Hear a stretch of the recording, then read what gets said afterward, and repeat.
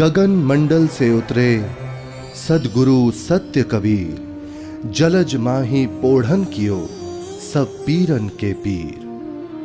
सर्व सृष्टि के रचनहार कबीर परमात्मा चारों युगों में इस धरा पर आते हैं और आम साधारण व्यक्ति की तरह लीला करते हुए मानव समाज को सद्भक्ति मार्ग देकर चले जाते हैं। आज से लगभग 600 वर्ष पूर्व कलयुग में अपने वास्तविक नाम कबीर नाम से सतलोक से चलकर कबीर प्रभु जी काशी के लहरतारा नामक तालाब में एक कमल के फूल पर सन 1398 ईस्वी संवत 1455 में ज्येष्ठ मास की पूर्णिमा को ब्रह्म मुहूर्त में प्रकट हुए थे। उन्हें नीमा और नीरू नाम के जुलाहा दंपत्ति ने पाला था। बात 1403 ईस्वी की है, जब कबीर प्रभु जी 5 वर्ष के थे। बालक रूप परमेश्वर कबीर साहिब जी ने 5 वर्ष की आयु से ही अपने अद्वितीय आध्यात्मिक ज्ञान में उस समय के सुप्रसिद्ध विद्वानों, ब्राह्मणों, काजी और मौलवियों के छक्के छुड़ाना शुरू कर दिया था।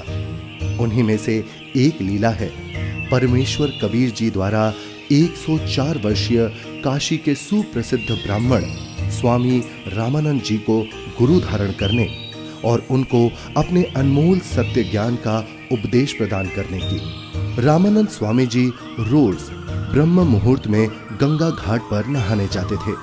एक दिन ऐसे ही जब वो नहाने गए, जैसे ही स्वामी रामानंद चलकर नदी के किनारे सीढ़ियों से उतरने लगे, स्वामी रामानंद जी के पैर के खड़ाऊ कबीर प्रभु के सर पर लगते हैं।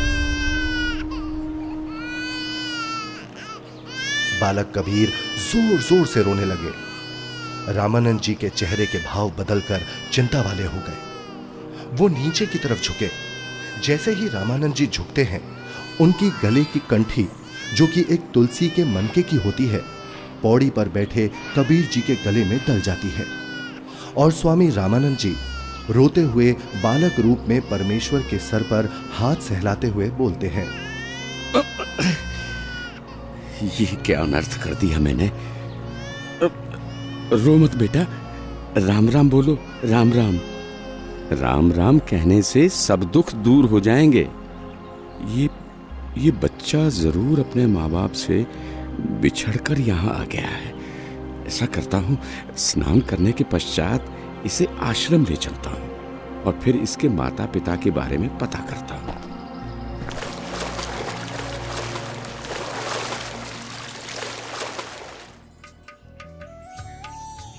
स्वामी रामानंद जी वैष्णव धर्म का प्रचार प्रसार भी खूब किया करते थे, जिसके लिए उन्होंने 1400 ऋषि शिष्य भी प्रचारक रूप में बना रखे थे। स्वामी जी के उन्हीं शिष्यों में से एक थे ऋषि विवेकानंद जी, जो कि बहुत ही अच्छे प्रवचनकर्ता रूप में प्रसिद्ध थे, जिनको स्वामी जी द्वारा काशी शहर के एक क्षेत्र का उपदेशक भी नियुक्त किया हुआ था। प्रतिदिन की तरह ही एक दिन जब ऋषि विवेकानंद जी शाम के समय विष्णु पुराण से कथा सुना रहे थे। श्री हरि विष्णु जी ही सभी के रक्षक व पूर्ण परमात्मा है। उन्होंने ही राम जी और कृष्ण जी के रूप में जन्म लिया है। वास्तव में भगवान विष्णु ही अजन्मे हैं, अविनाशी हैं। श्री हरि विष्णु भगवान की जय। श्री हरि विष्णु भगवान की जय। श्री हरि विष्णु भगवान की जय। वेद पढ़े पर भेद न जाने, बाँचे पुराण 18। पत्थर की पूजा करे, भूले सृजनहारा।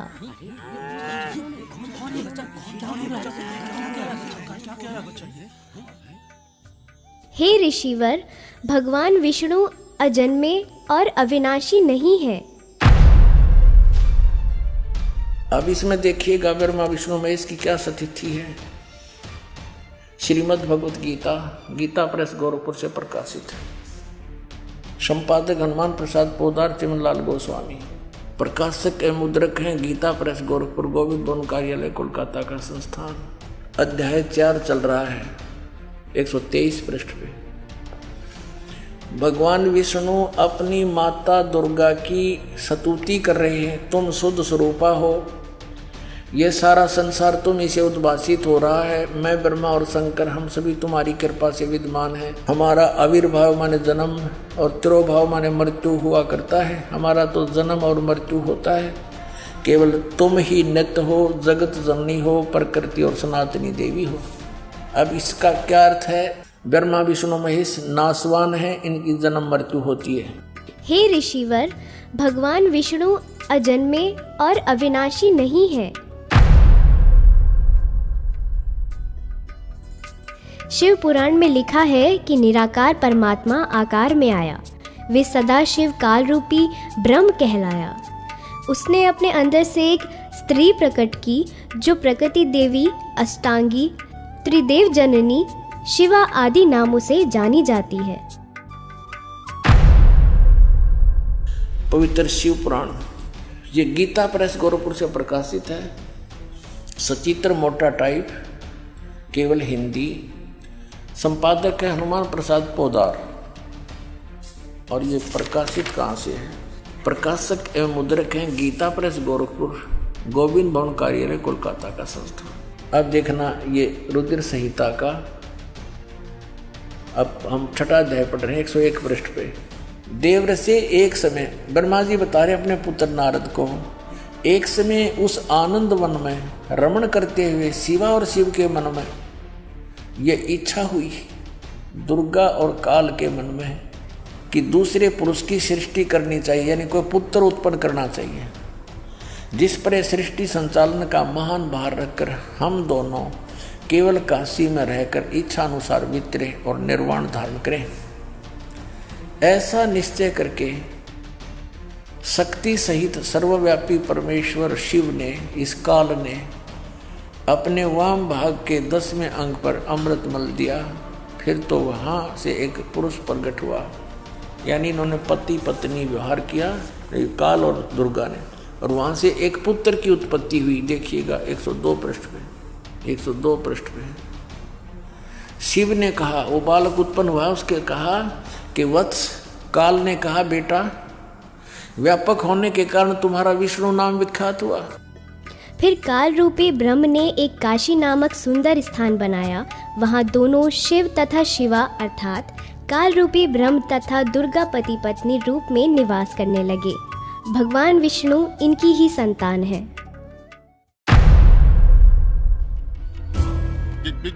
ये सब झूठ बोल रहा है, और ये सब छोड़, तू ये बता तू कौन है, किस जाति का है, गुरु कौन है तेरा? ये तो जुलाहा है, नीमा नीरू का पुत्र है। हे ब्राह्मण, मेरे गुरु भी वही है जो आपके गुरु हैं। अच्छा, तुझे पता भी है मेरे गुरुदेव कौन है? मेरे गुरुदेव स्वामी श्री श्री 1008 स्वामी रामानंद जी महाराज हैं। जी पंडित जी, मेरे गुरुजी भी स्वामी रामानंद जी ही हैं। झूठ, सरासर झूठ। देखो भाइयों, ये जुलाहा सरेआम झूठ बोल रहा है। मेरे गुरुजी तेरे जैसे अछूत के दर्शन भी नहीं करते। शिष्य बनाना तो बहुत दूर की बात है। कल सुबह तुझे गुरुजी के समक्ष पेश करूंगा। दूध का दूध, पानी का पानी हो जाएगा। गुरुदेव तुम्हें स्वयं दंड देंगे। मेरे गुरु का नाम मिट्टी में मिलाता है। तुम भी आना भाइयों, देखना अपनी आंखों से। इस कबीर जुलाहे का झूठ कल सबके सामने आ जाएगा। हाँ, हम सब आएंगे, हम सब आएंगे, हम सब आएंगे।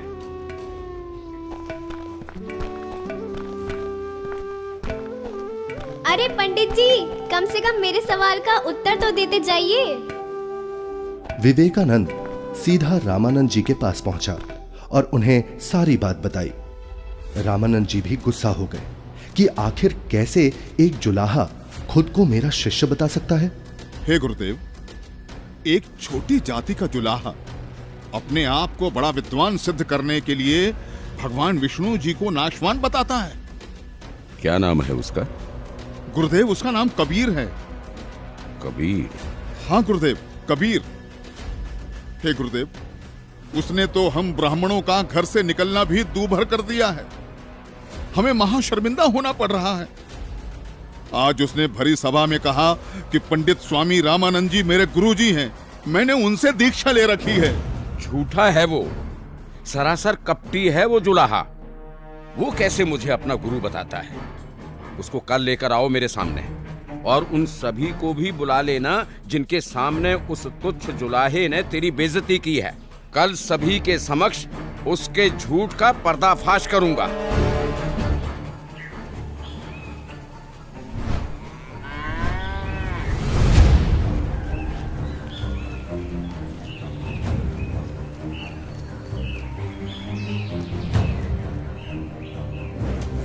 नीरू जुलाहे का घर कहाँ है?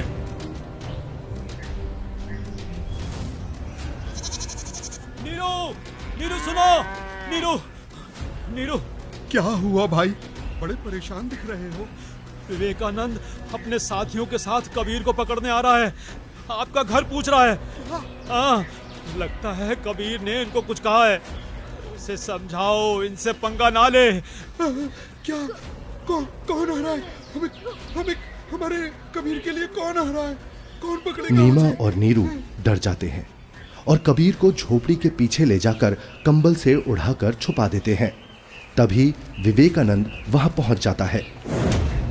कहां है वो दंड वाला कबीर? कल उसने भरी सभा में मेरे गुरुदेव का अपमान किया है। आज सबके सामने गुरुजी उसकी पिटाई करेंगे। हे ब्राह्मण जी, क्या बात है? इतना क्रोधित मत होइए। हमारा कबीर किसी का अपमान कर ही नहीं सकता। न जाने क्यों आप हमारे कबीर के पीछे पड़े हैं। मेरा कबीर यहाँ नहीं है। अच्छा, अभी पता चल जाएगा। तोड़ डालो इसकी झोपड़ी को और ढूंढ कर निकालो उस अधर्मी कबीर को। रुक जाइए, हम हाथ जोड़ते हैं।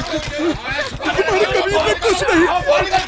घर में घुसकर विवेकानंद और उसके शिष्य तोड़ फोड़ करने लगते हैं तो कबीर प्रभु जी से नहीं रहा जाता। वो सामने आ जाते हैं। सब कुछ तोड़ फोड़ दो, सब कुछ। ये विवेकानंद ब्राह्मण, मैं यहाँ हूँ, झोपड़ी के पीछे। झोपड़ी के पीछे? पकड़ो उसे। पकड़ो। विवेकानंद उन्हें बंदी बना लेता है। फिर जब नीमा और नीरू कबीर प्रभु को बचाने की कोशिश करते हैं तो विवेकानंद उन्हें धक्का मारता है और हिंसा करते हुए कबीर प्रभु को रामानंद जी के पास ले जाता है। विवेकानंद और साथ आए शिष्य बालक को छुड़ाने के लिए बीच में आए नीरू और नीमा के ऊपर भी हाथ उठाते हैं।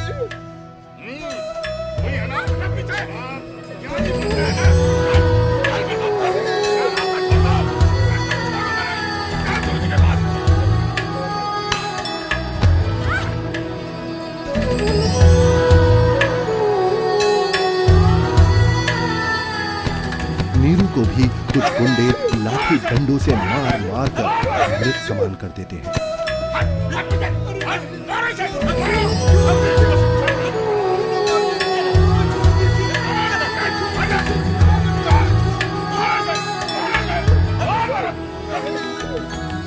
साच कहू जग मार ही, या झूठ कही ना जाई हो।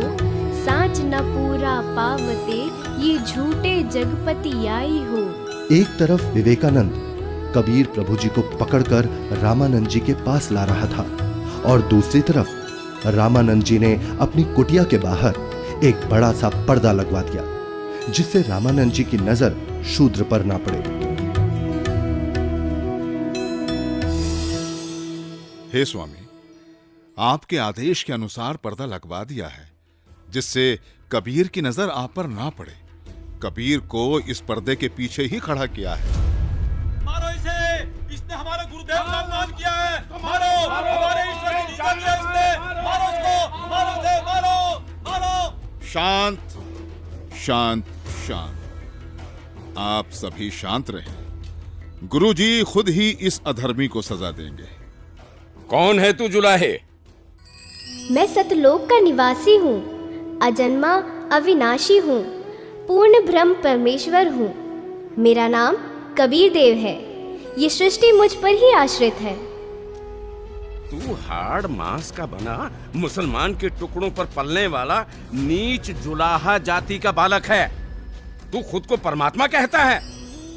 सत्य यही है कि मैं ही सर्वशक्तिमान परमेश्वर हूँ और आप ही मेरे गुरुजी हैं। आप मुझे अपशब्द कह रहे हैं तो भी मुझे आनंद आ रहा है गुरुदेव। तू ऐसे नहीं मानेगा ना जुलाहे। तू थोड़ी देर प्रतीक्षा कर, मैं पहले पूजा कर लेता हूँ, फिर तुझे देखूंगा।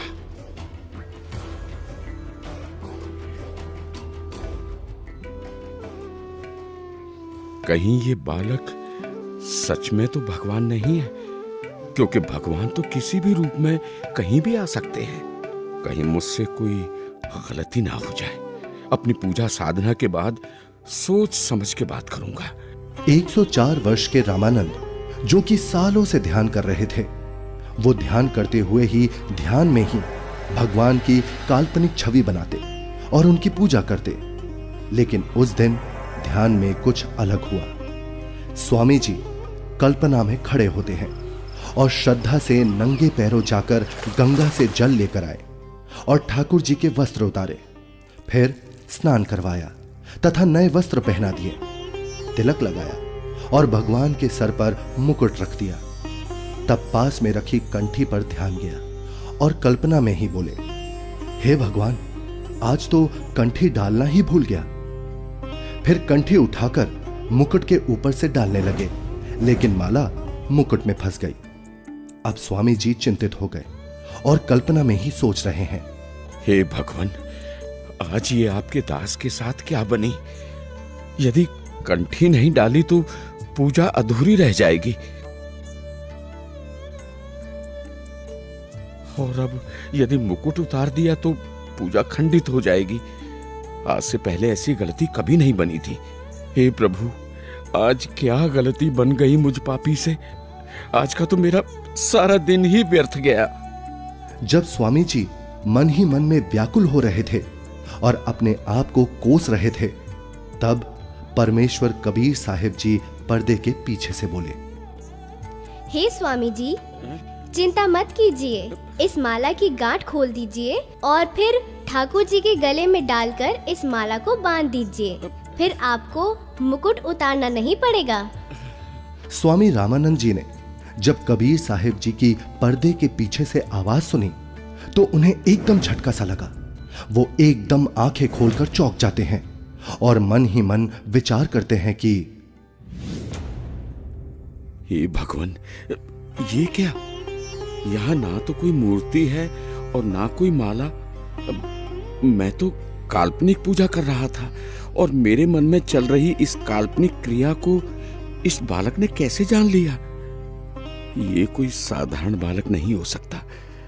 मेरे इस भजन क्रिया को तो केवल भगवान ही जान सकता है। ये तो साक्षात भगवान है। आपने तो मेरे मन की बात बता दी। आप तो स्वयं भगवान आए हो। आप कोई साधारण बालक नहीं हो। हाँ, आप कोई साधारण बालक नहीं हो। फिर स्वामी जी को महसूस हुआ कि बालक कबीर के शरीर में कहीं हड्डियां तो महसूस हो ही नहीं रही। तभी वो बालक कबीर को सीने से हटाकर उनके हाथ पैर यानी शरीर को दबा दबा कर देखने लगे। हे भगवान, आपका शरीर तो बहुत कोमल है, जैसे रुई हो। आपके शरीर की तुलना में मेरा तो पत्थर जैसा शरीर है।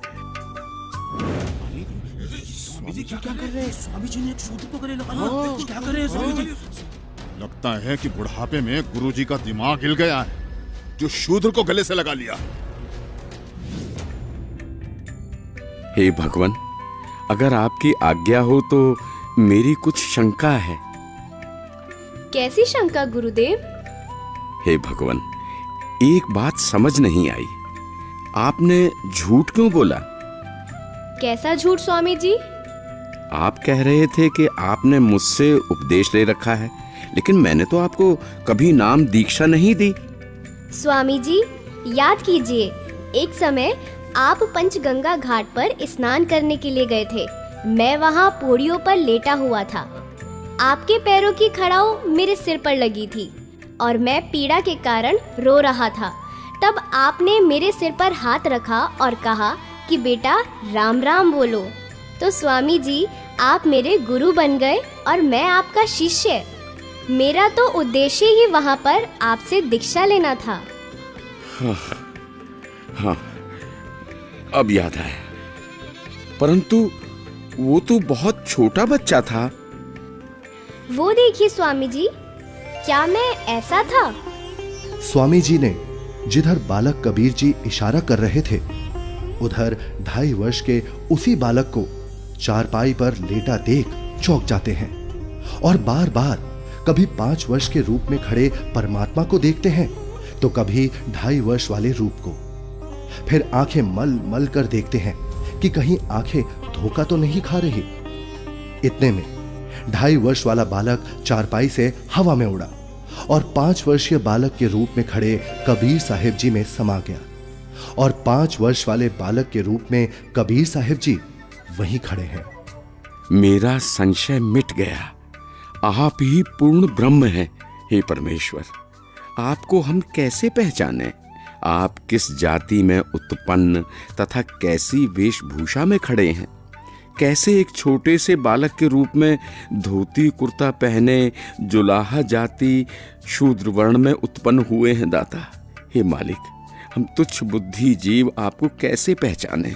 अपने इस अनजान बालक की गलती क्षमा करना प्रभु। ऐसा मत कहिए स्वामी जी, आप मेरे गुरुदेव हैं और मैं आपका शिष्य। नहीं भगवान, मैंने आपको पहचान लिया है। भगवान, आपके बच्चे की कुछ और शंकाएं हैं जिनका निवारण चाहता हूँ, यदि आपकी आज्ञा हो तो। हाँ स्वामी जी, बोलो, आपकी क्या शंकाएं हैं?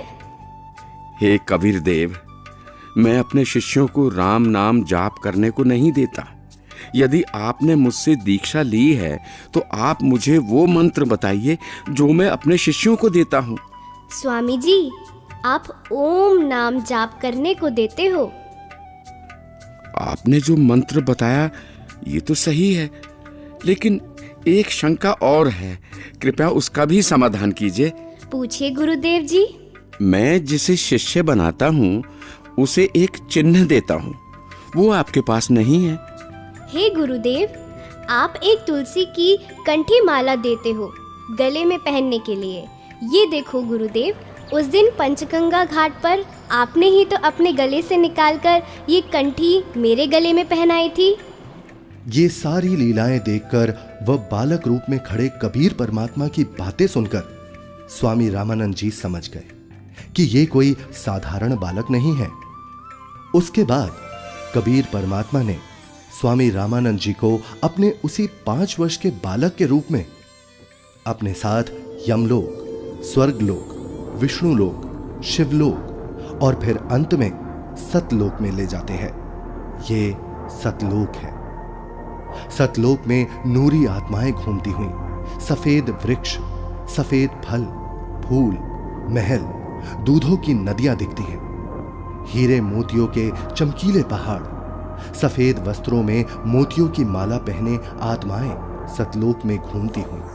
फिर वो दोनों एक बड़े से गुंबद नुमा महल के अंदर सतलोक में भगवान के पास पहुंच जाते हैं। सतलोक में पूर्ण परमात्मा कबीर जी एक गुंबद में एक ऊंचे सिंहासन पर विराजमान दिखते हैं। दोनों उस सिंहासन पर बैठे परमात्मा को प्रणाम करते हैं।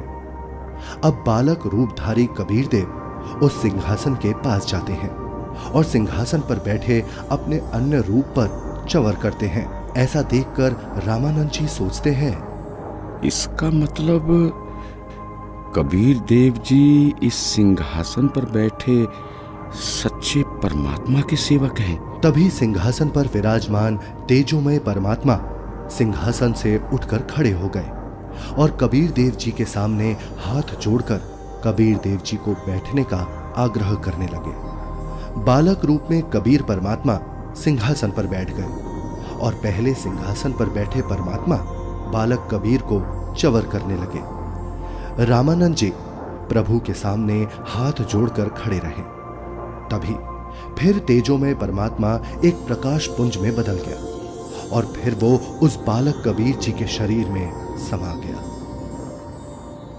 अब बालक कबीर जी का शरीर भी उतना ही तेजोमय हो गया जितना कि पहले सिंहासन पर बैठे परमात्मा का था।